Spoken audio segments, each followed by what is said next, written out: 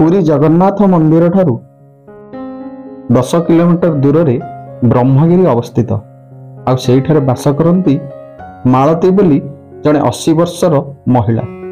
परिवार कहिले तांकर 28 वर्षर पुओटी एवं बहुटी जार नाम तुलसी एवं गोविंद।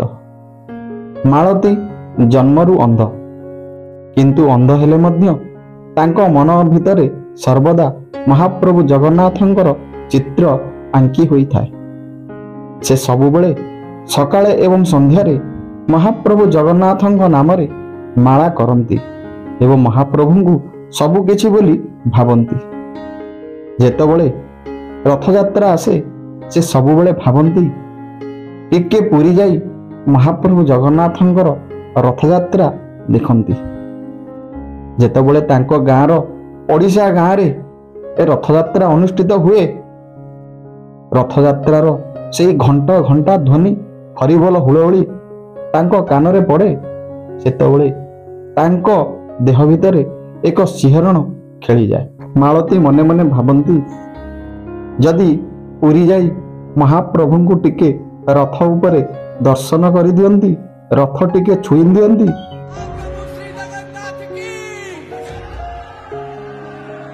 तेबे मो मन भितर थिबा अभिलाष पूरण हो जाता एवं मु शांति रे मरी पारिबी।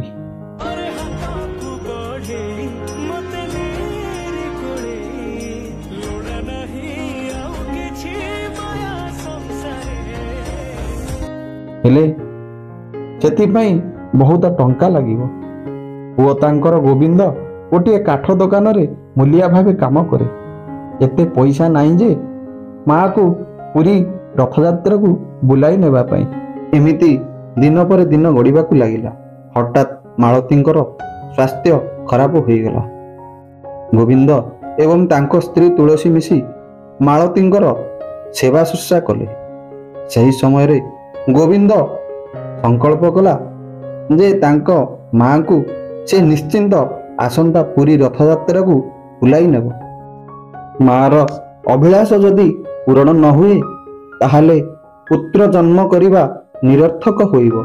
गोविंद एई कथा मने मने भाबी से जेउ काठगड़ारे काम करुथिला से काठगड़ारे गोटे झूला माँ पाई प्रस्तुत कला।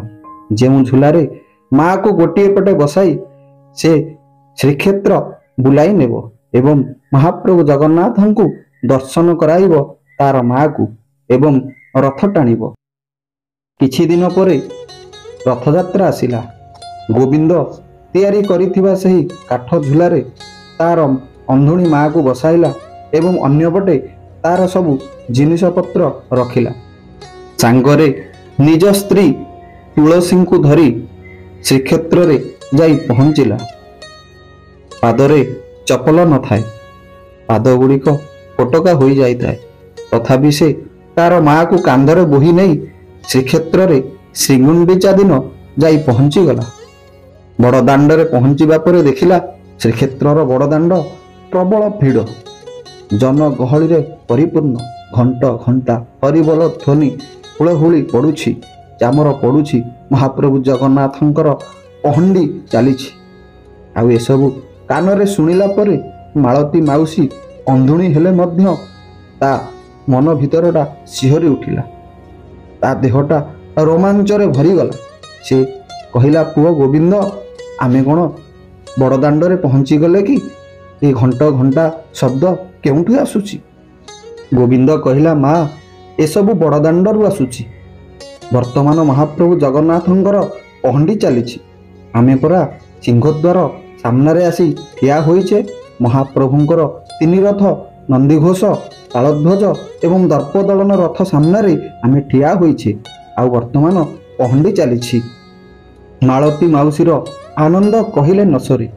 हेले से तो अंधुणी, केमिति देखिबो कालियार सेई 3 रथ को, कालियार सेई घोष यात्रा को, कालियार सेई पहंडी को। मालती माउसीर आखिरु धार धार होई लुह गड़िबाकू लागिला। से कोहभरा कंठरे मनर हृदय रे महाप्रभु जगन्नाथ को डाकिला, प्रभु हे कला ठाकुर कालिया शांत, ମୁଁ ଜନ୍ମଠାରୁ ଅନ୍ଧ। ଆଜି ପର୍ଯ୍ୟନ୍ତ ମୁଁ ଆପଣଙ୍କୁ ଭଲ ଭାବେ ଦେଖି ନାହିଁ। ଆପଣ କଳା କି ଗୋରା, ଆପଣ କେମିତିକା ମୁଁ କେବେ ଦେଖି ନାହିଁ। କିନ୍ତୁ ମୁଁ ସବୁବେଳେ ଆପଣଙ୍କୁ ହିଁ ଡାକି ଡାକି ଆସିଛି। ଜୀବନର ଏଇ ସାୟାହ୍ନ କାଳରେ ମୁଁ ଟିକେ ଆପଣଙ୍କର ଦର୍ଶନ କରି ଶେଷ ନିଶ୍ୱାସ ତ୍ୟାଗ କରିବି। ମୋତେ ଏତିକି କୃପା କରନ୍ତୁ ହେ ଚକାନୟନ, ହେ ଜଗଦୀଶ୍ୱର, ହେ ଅନ୍ତର୍ଯାମୀ, ହେ ଦୀନବନ୍ଧୁ, ମୋତେ ଏତିକି କୃପା କର ପ୍ରଭୁ, ମୋତେ ଏତିକି କୃପା କର। ନନ୍ଦୀ ଘୋଷର ଚାରମାଳରେ ମହାପ୍ରଭୁ ବିଜେ କରୁଥିଲେ ତାଙ୍କର ସେହି ନନ୍ଦୀ ଘୋଷର ସିଂହାସନକୁ। ହଠାତ୍ ପହଣ୍ଡି ହେଉଥିଲା, ହେଲେ ମହାପ୍ରଭୁ ଜଗନ୍ନାଥ ବୁଲି ପଡ଼ିଲେ ପଛପଟକୁ। ଚାରମାଳରେ ବୁଲି ପଡ଼ିବା ଦେଖି ସେବାୟତ ଏବଂ ସେବକମାନେ ଆଶ୍ଚର୍ଯ୍ୟ ହୋଇଗଲେ। ହଠାତ୍ ମହାପ୍ରଭୁ କାହିଁକି ବୁଲିଗଲେ? ବାସ୍ ଏତିକି କଥା ଥିଲା। ତାପରେ ମହାପ୍ରଭୁ ପୁଣି ସିଧା ହୋଇ ଚାଲିଗଲେ ତାଙ୍କର ସିଂହାସନକୁ। ଗୋବିନ୍ଦ କହିଲା, ପ୍ରଭୁ, ମୁଁ ବି ଛୁଆଟି ବେଳରୁ ଆପଣଙ୍କୁ କେବେ ଦେଖିନଥିଲି। ଆଜି ଆପଣଙ୍କୁ ରଥ ଉପରେ ଦେଖି ମୋ ଜୀବନ ଧନ୍ୟ ହୋଇଗଲା। ମୋର ଗୋଟିଏ ଅଳି ପ୍ରଭୁ, ମୋର ମାଆକୁ ଟିକେ ଆପଣଙ୍କର ରଥ ଛୁଆଇଁ ଦିଅନ୍ତୁ। ଘଣ୍ଟୁଆଙ୍କ ଘଣ୍ଟ ନାଦରେ ପ୍ରକମ୍ପିତ ହେଉଥାଏ ବଡ଼ଦାଣ୍ଡ। ସ୍ୱର୍ଗରୁ ଦେବତାମାନେ ପୁଷ୍ପବୃଷ୍ଟି କରୁଥାନ୍ତି। ନର୍ତ୍ତକୀମାନେ ଗୋଟିପୁଅ ନୃତ୍ୟ କରୁଥାନ୍ତି। ଦେବଦାସୀମାନେ ନିଜର କଳା ଦେଖାଉଥାନ୍ତି ବଡ଼ଦାଣ୍ଡରେ। ବିଭିନ୍ନ ପ୍ରକାର ବେଶଭୂଷାରେ ବଡ଼ଦାଣ୍ଡ ଆଜି ଉତ୍ସବ ମୁଖର ପାଲଟିଥାଏ। ଆଉ ଏତିକି ବେଳେ ମହାପ୍ରଭୁ ଜଗନ୍ନାଥ ରଚିଲେ ମହାଲୀଳା। ଭିଡ଼ିଓର ଶେଷ ଭାଗରେ ଆପଣମାନେ ଜାଣିବାକୁ ପାଇବେ ମହାପ୍ରଭୁ କାଳିଆ ସାଆନ୍ତ କେମିତି ଲୀଳା ରଚିଥିଲେ ସେଦିନ ବଡ଼ଦାଣ୍ଡରେ। ଦର୍ଶକ ବନ୍ଧୁ, ଜଗନ୍ନାଥ ମହାପ୍ରଭୁ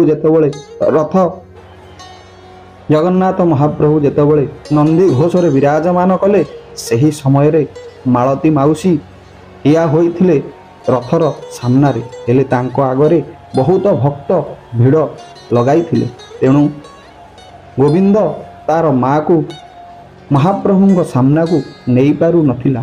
ଏତେ ଭିଡ଼ ହୋଇଥିଲା ଯେ ମହାପ୍ରଭୁଙ୍କ ପାଖକୁ ଯିବା ପାଇଁ ବାଟ ମଧ୍ୟ ନଥିଲା। ତେଣୁ କିଂ କର୍ତ୍ତବ୍ୟ ବିମୂଢ଼ ହୋଇ ଗୋବିନ୍ଦ ତାର ମାଆକୁ ସେହି ଭିଡ଼ ଭିତରେ ଜାବୁଡ଼ି ଧରି ଚାହିଁଥାଏ ଚକାଚକା ନୟନକୁ। ଆଉ ଏତିକି ବେଳେ ବଡ଼ ଦାଣ୍ଡରେ ସେହି ଭକ୍ତଙ୍କ ଗହଳି ଭିତରେ ଠେଲାପେଲା ଆରମ୍ଭ ହୋଇଗଲା। ବିଚରା ଗୋବିନ୍ଦ ତା ମାଆକୁ ଜାବୁଡ଼ି ଧରିଥାଏ। ଏତେ ମାତ୍ରାରେ ଠେଲାପେଲା ହେଲା ଯେ ମାଉସୀ ତାଙ୍କର ପଡ଼ିଗଲେ। ଗୋବିନ୍ଦ ତାର ମାଆକୁ କୁଣ୍ଢେଇ ନେଇ ଶେଷକୁ ନିଜ କାନ୍ଧରେ ବସାଇ ଦେଲା। ଆଉ ଏହି ସମୟରେ ଏକ ଚମତ୍କାର ଘଟଣା ସେଇଠାରେ ଘଟିଲା। ହଠାତ୍ କେଉଁଆଡ଼ୁ ଜଣେ ବିରାଟ ବଡ଼ ଲୋକ, ମୋଟା ହୋଇ ଗେଧା ହୋଇ ସୁନା ଚେନ୍ ପକାଇଥିଲା, ବାହୁରେ ବଳା ଥିଲା, ଚାଲି ଆସିଲା ଏବଂ ଉଠାଇ ନେଲା ଦୁଇ ଜଣଙ୍କୁ। ବାଟ କଢ଼ାଇ ନେଇ ପଳାଇଲା ସିଧା ନନ୍ଦୀଘୋଷ ରଥ ପାଖ। ଆଉ କହିଲା, ମାଉସୀ, କ'ଣ କହୁଥିଲ? ଏହିପରା ନନ୍ଦୀଘୋଷ ରଥ ମହାପ୍ରଭୁ ଜଗନ୍ନାଥ ରଥ ଉପରେ ବିରାଜମାନ କରିଛନ୍ତି। ନିଅ ସ୍ପର୍ଶ କର। ମହାପ୍ରଭୁ ବସିଛନ୍ତି ନନ୍ଦୀଘୋଷରେ। ମାଳତୀଙ୍କର ଆନନ୍ଦର ସୀମା କହିଲେ ନ ସରେ। ସିଏ କହିଲେ, ସତରେ କ'ଣ ମହାପ୍ରଭୁ ଏହି ରଥ ଉପରେ ବସିଛନ୍ତି? ମୋଟା ଲୋକଟି କହିଲା, ହଁ ହଁ, ଆପଣ ଜଲ୍ଦି ସ୍ପର୍ଶ କରନ୍ତୁ। ଗଜପତି ମହାରାଜ ଛେରା ପହରା କରିବା ପାଇଁ ନଅରରୁ ବାହାରି ସାରିଲେଣି। ଆଉ ଆ ଭିତରକୁ କାହାରିକୁ ପ୍ରବେଶ ମିଳିବ ନାହିଁ। ମାଳତୀ ତରତରରେ ନନ୍ଦୀଘୋଷକୁ ସ୍ପର୍ଶ କରିଦେଲେ। ଯେମିତି ନନ୍ଦୀଘୋଷକୁ ସ୍ପର୍ଶ କରିଛନ୍ତି, ସେମିତି ଏକ ଚମତ୍କାର ଘଟଣା ଘଟିଗଲା ସେହିଠାରେ। ମାଳତୀଙ୍କ ଆଖିକୁ ସବୁକିଛି ଦେଖାଗଲା। ବିଚିତ୍ର ନନ୍ଦୀଘୋଷ ରଥକୁ ଦେଖି ସେ ଭାବ ବିହ୍ୱଳ ହୋଇଗଲେ ଏବଂ କହିଲେ, ଗୋବିନ୍ଦରେ, ଏ ଗୋବିନ୍ଦ, ମୁଁ ବର୍ତ୍ତମାନ ସମ୍ପୂର୍ଣ୍ଣ ଦେଖିପାରୁଛି ରେ। ଏ ରଥକୁ ମୁଁ ଦେଖିପାରୁଛି। ନନ୍ଦୀଘୋଷ ରଥକୁ ହଳଦୀ ନାଲିରେ କପଡ଼ା ଦିଆଯାଇଛି। ନନ୍ଦୀଘୋଷ ରଥକୁ ଏତେ ସୁନ୍ଦର ଭାବରେ ସଜାଯାଇଛି। ଆଜି ମୋ ନେତ୍ର ପବିତ୍ର ହୋଇଗଲା ରେ ଗୋବିନ୍ଦ, ମୋ ନେତ୍ର ପବିତ୍ର ହୋଇଗଲା। ମୁଁ ଆଜି ଦେଖିପାରୁଛି କାହିଁ ସେ ମୋ କଳା ସାଆନ୍ତ କାଳିଆ ଠାକୁର, ଯାହାକୁ ମୁଁ ଦେଖିବି ବୋଲି ଆଜି ପର୍ଯ୍ୟନ୍ତ ବଞ୍ଚିଛି। କାହିଁ ସେ କଳା ଠାକୁର କହି ସେ ଦୌଡ଼ି ଆସିଲେ ନନ୍ଦୀଘୋଷ ସାମ୍ନାକୁ। ବାଡ଼ି ଫୋପାଡ଼ି ଦେଇ, ବଙ୍କୁଲି ବାଡ଼ିକୁ ଫୋପାଡ଼ି ଦେଇ ନନ୍ଦୀଘୋଷକୁ ଚାହିଁ ଦେଲେ। ଦେଖିଲେ ମହାପ୍ରଭୁ କାଳିଆ ସାଆନ୍ତ ବସିଛନ୍ତି ନନ୍ଦୀଘୋଷ ଉପରେ। ତାପରେ ଆଉ କ'ଣ କହିବି ହେ ଭକ୍ତବନ୍ଧୁ? ମୋ କାଳିଆ, ମୋ କାଳିଆ, ମୋ କାଳିଆ କହି ମାଳତୀ ମାଉସୀ ସେଇଠାରେ ଟଳି ପଡ଼ିଲେ। ଆଉ ଯେତେ ଉଠାଇଲେ ମଧ୍ୟ ମାଳତୀ ମାଉସୀ ଆଉ ଉଠିଲା ନାହିଁ। ଗୋବିନ୍ଦ ଏବଂ ତାଙ୍କ ସ୍ତ୍ରୀ ତୁଳସୀ ଧାଇଁ ଆସିଲେ ମାଳତୀ ପାଖକୁ। ମାଳତୀକୁ ଯେତେ ଉଠାଇଲେ ମାଳତୀ ଆଉ ଉଠିଲେ ନାହିଁ। ପ୍ରଶାସନ ଏବଂ ପୋଲିସ ଭାଇମାନେ ଆସି ମାଳତୀଙ୍କୁ ଆମ୍ବୁଲାନ୍ସରେ ପୁରୀ ବଡ଼ ମେଡ଼ିକାଲକୁ ନେଇଗଲେ। ଆଉ ବଡ଼ ମେଡ଼ିକାଲରେ ଡାକ୍ତର ଘୋଷଣା କଲେ ସେ ଆଉ ନାହାନ୍ତି। ଜୀବନ ସାରା ମାଳତୀ ମାଉସୀ ଅନ୍ଧ ଭାବରେ କାଳିଆକୁ ଡାକି ଡାକି ଶେଷରେ ସେହି ଗୁଣ୍ଡିଚା ରଥଯାତ୍ରା ଦିନ ସିଂହଦ୍ୱାର ସାମ୍ନାରେ ମହାପ୍ରଭୁଙ୍କ ନନ୍ଦିଘୋଷ ସାମ୍ନାରେ କାଳିଆ କାଳିଆ ଡାକି ତାର ପ୍ରାଣ ଚାଲିଗଲା। ଆଉ ସେ ମହାପ୍ରଭୁଙ୍କ ପାଦ ତଳେ ଯାଇ ଲୀନ ହୋଇଗଲା। ଜୟ ଜଗନ୍ନାଥ, ଜୟ ଜଗନ୍ନାଥ, ଜୟ ଜଗନ୍ନାଥ। ଭକ୍ତ ବନ୍ଧୁ, ଦର୍ଶକ ବନ୍ଧୁ, ଆପଣଙ୍କୁ କେମିତି ଲାଗିଲା ଏହି ଭିଡ଼ିଓଟି କମେଣ୍ଟ ମାଧ୍ୟମରେ ନିଶ୍ଚିନ୍ତ ଜଣାଇବେ। ଆପଣଙ୍କ ଦିନଟି ମଙ୍ଗଳମୟ ହେଉ। ଜୟ ଜଗନ୍ନାଥ, ଜୟ ଗୋପୀନାଥ, ଜୟ ଗୋପୀନାଥ।